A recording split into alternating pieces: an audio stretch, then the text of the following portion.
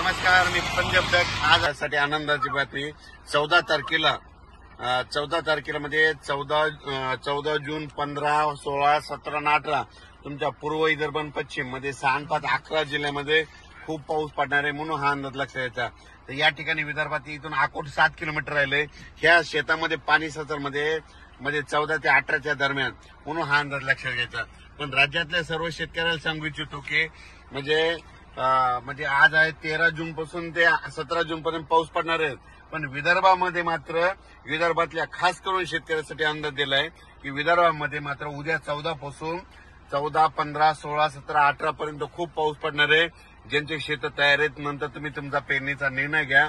पण त्याच्यानंतर तुम्हाला सांगतो आज देखील 13 जूनला देखील म्हणजे अकोल्याकडे पाऊस पडणार आहे, बऱ्याच ठिकाणी विदर्भात पाऊस पडणार आहे म्हणून हा अंदाज लक्षात घ्यायचा. पण काय झालं, काही भागामध्ये पाऊस पडलेला नाही. तर तुम्हाला सांगतो विदर्भामध्ये 14 तारखेपासून चांगल्या स्वरूपाचा पाऊस पडणार आहे. उद्या दुपारनंतर तुमच्या विदर्भामध्ये चांगला खूप पाऊस पडणार आहे. 14 जून पासून विदर्भात चांगला पाऊस पडणार आहे.